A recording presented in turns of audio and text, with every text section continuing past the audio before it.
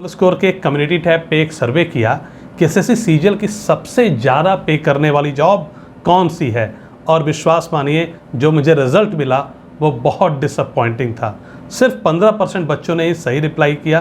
तो इस वीडियो में जानेंगे कि एसएससी सीजीएल की 5 सबसे ज़्यादा पे करने वाली जॉब कौन सी हैं। राइट, तो चलिए स्टार्ट करते हैं वीडियो को। नमस्कार दोस्तों, मेरा नाम है तेज प्रताप सिंह। स्वागत है आप सभी का फुल स्कोर के इस प्लेटफॉर्म पे। तो दोस्तों 5वें नंबर पे आती है, मतलब लास्ट में रखा है मैंने मिनिस्ट्री ऑफ एक्सटर्नल अफेयर्स को। वैसे तो इसको हम पहले नंबर पे भी रख सकते थे, लेकिन 5वें पे क्यों रखा उसको पहले समझते हैं। Basically ministry of external affairs में जो आपकी पोस्टिंग होती है, कुछ दिन आप इंडिया में रहते हैं कुछ सालों तक, फिर कुछ साल आप विदेश में रहते हैं, फिर इंडिया, फिर विदेश, ऐसे आपकी पोस्टिंग चलती है। तो जब इंडिया में रहते हैं तो एक नॉर्मल सैलरी जितनी सेम ग्रेड पे बाकी लोगों को मिलती है उतनी ही आपको मिलती है। लेकिन जब आप फॉरेन में रहते हैं तो आपकी सैलरी जो होती है वो ज़्यादा होती है, और फॉरेन में जो सैलरी होती है वो डिपेंड करती है कंट्री टू कंट्री। मतलब अगर आप नेपाल या अफ़गानिस्तान में पोस्टेड हैं तो आपकी सैलरी कंपैरेटिवली बहुत कम होगी अगर आप यूरोप के किसी कंट्री में या अमेरिका या कनाडा पोस्टेड हैं, तो वो बहुत वेरी करती है। इसलिए मैंने उसको कंसिडर नहीं किया। फिर भी 5वें नंबर पे डाल दिया है कि पे तो करती है ज़्यादा, थोड़ा लेट सवेर एक बढ़िया अमाउंट आपको पे करेगी। हाँ, कुछ और इसके फ़ायदे हैं, जैसे इसमें क्वालिटी ऑफ लाइफ आपकी बहुत अच्छी होती है। खैर, तो इस वीडियो में हम सिर्फ पेइंग वाली बात करने वाले हैं। तो सबसे लास्ट में रखा है मैंने मिनिस्ट्री ऑफ एक्सटर्नल अफेयर्स को। इसके बाद दोस्तों 2 पोस्टें आती हैं एक साथ, वो है असिस्टेंट ऑडिट ऑफिसर और असिस्टेंट अकाउंट्स ऑफिसर की। तो ये जो 2 पोस्ट हैं, असिस्टेंट ऑडिट ऑफिसर और असिस्टेंट अकाउंट्स ऑफिसर, वैसे आप जब देखेंगे तो हाईएस्ट ग्रेड पे की जॉब एसएससी सीजीएल के थ्रू। ये 2 ही पोस्ट हैं जो गेजेटेड पोस्ट हैं, और इसमें जो आपकी सैलरी आनी चाहिए वैसे तो सबसे ज़्यादा आनी चाहिए, लेकिन 1-2 पोस्ट ऐसे हैं जहाँ पे आपको रिस्क अलाउंस मिलता है, कि मतलब आप हाई रिस्क में काम कर रहे हो इसलिए आपको अलाउंस मिलता है, तो वो पोस्ट इसको बीट कर देती हैं। ठीक, तो इसके बारे में रखा है assistant audit officer, assistant accounts officer. Salary जो आपको मिलती है इसमें वो डिपेंड करेगा ऑब्वियसली स्टेट टू, मतलब सिटी, किस सिटी में आप हैं।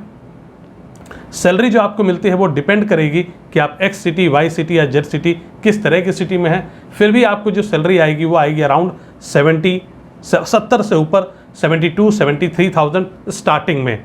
थोड़ा सा इनकम टैक्स का उसमें कंपोनेंट करता है आपकी सैलरी से, जो आप बताते हैं अपने ऑफिस को कि कितना काटें। तो अगर आप वो नहीं कटवा रहे हैं तो ये 74-75 के अराउंड भी होगी आपकी सैलरी।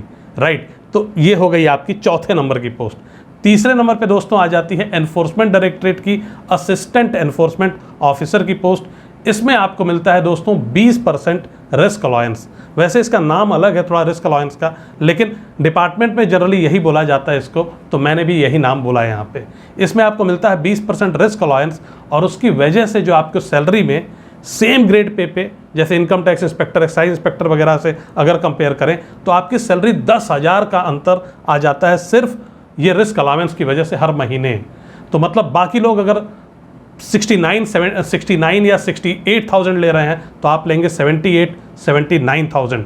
तो अगर मैं दिल्ली जैसे शहर में देखूं तो आपकी सैलरी जो होगी 80,000 के आसपास होगी, 78-80,000 के बीच में होगी। यहाँ पे भी डिपेंड करेगा कि आप कितना इनकम टैक्स कटवा रहे हैं डिपार्टमेंट को। ठीक, तो ये हो गई आपकी तीसरे नंबर की जॉब। अब आती है दोस्तों इसके बाद 2 पोस्टें आ जाती हैं, आईबी में एसओ की पोस्ट और सीबीआई सब इंस्पेक्टर की पोस्ट। दोस्तों इसके बाद मैंने रखा आईबी एसओ को। यहाँ पे भी मिलता है आपको रिस्क अलाउंस जो कि 20% है, तो वो आपके सैलरी को इंक्रीज़ कर देता है 10,000 के अराउंड, जैसा कि मैंने आपको बताया। इसके अलावा एक और अलाउंस मिल जाता है तो वो भी आपकी सैलरी को इंक्रीज़ कर देता है। तो आपकी जो सैलरी होती है वो बाकी पोस्टों से अभी तक जितनी आपने देखी उससे ज़्यादा हो जाती है, उससे अच्छी हो जाती है। इसमें आप देखें तो आपको 80,000 प्लस आपको सैलरी किसी भी केस में आपको मिलेगी, तो 80,000 से ऊपर।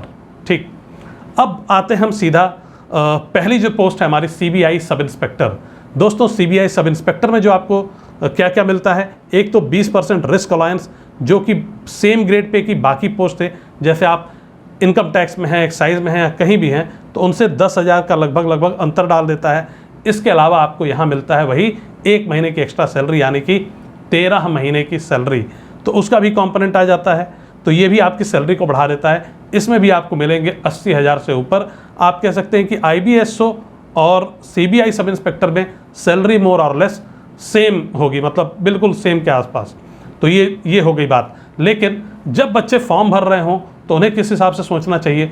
अगर आप बहुत हेक्टिक जॉब के लिए नहीं बने हैं तो और आपकी रैंक अच्छी है तो IBSO आपके लिए एक परफेक्ट चॉइस हो सकती है, स्पेशली उन बच्चों के लिए जो दिल्ली या दिल्ली के आसपास से बिलोंग करते हैं। वो अगर IBSO लेते हैं तो IBSO की अधिकतर पोस्टिंग जो होती है वो दिल्ली में होती है, हेडक्वार्टर बेस्ड टाइप की पोस्टिंग है या डेस्क जॉब आप कह सकते हैं, डेस्क जॉब है। तो ये आपको एक तो डेस्क जॉब दे देती है, ऑफिस आवर्स मतलब आपके लगभग फिक्स होते हैं, तो ऐसी कोई बहुत हेक्टिक वहाँ पे वो नहीं होता। तो आपको सैलरी तो ज़्यादा मिल रही है लेकिन काम एक normal ASO assistant section officer CSS में जो करते हैं अलग अलग मंत्रालयों में, वैसे ही आप कर रहे होते हैं। तो सैलरी सबसे बढ़िया लेकिन काम रीजनेबली ओके रहता है। अब CBI सब इंस्पेक्टर की बात करूं दोस्तों तो वो एक हेक्टिक जॉब मानी जाती है, तो ये आपको ध्यान रखना होता है। उसमें ट्रांसफर्स भी आपके हैं और ट्रैवलिंग भी काफ़ी है। तो ये एक पोस्ट मतलब CBI सब इंस्पेक्टर सबको अट्रैक्ट करती है, लेकिन उसके साथ और भी अपनी प्रॉब्लम्स हैं, उनको यहाँ पे मैं आपके सामने डिस्क्लोज करना ठीक नहीं रहेगा।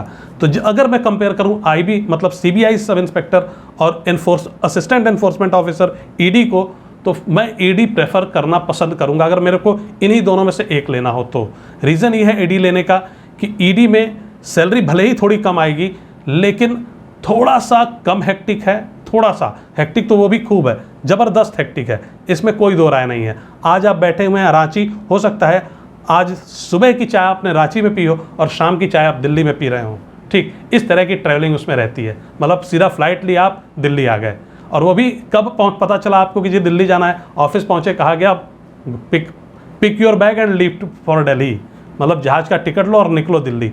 इस तरह की ट्रैवलिंग उसमें रहती है, ठीक। तो हेक्टिक है वो, लेकिन CBI से फिर भी उसको मैं थोड़ा सा इसलिए अच्छा रख रहा हूँ क्योंकि CBI से प्रमोशन उसमें अच्छे हैं। तो आप 3 साल बाद आप बन जाते हैं एनफोर्समेंट ऑफिसर, ये एक बहुत अच्छी बात है। और उसके बाद आप बन जाते हैं AD, यानी कि आप डायरेक्टर लेवल में एंटर करने लगते हैं। तो ये एक बहुत अच्छी बात है, मतलब 3-3 साल पे उसके जो पहले के 2 प्रमोशंस हैं उसको बहुत अच्छा बना देती हैं, ठीक। तो ये चीज़ आपको ध्यान रखनी चाहिए फॉर्म भरते वक्त। CBI अगर आपका प्यार है तो डेफिनेटली जाइए, लेकिन तैयार रहिए, एक मजबूती आपसे मांगेगा, ठीक। तो मैंने आपको इस वीडियो में समझाने की कोशिश की कि वो कौन सी जॉब हैं जो आपको सबसे ज़्यादा सैलरी देंगी। मुझे पूरा विश्वास है आपको ये चीज़ क्लियर हुई होगी। थैंक यू, मिलेंगे फिर अगले वीडियो में।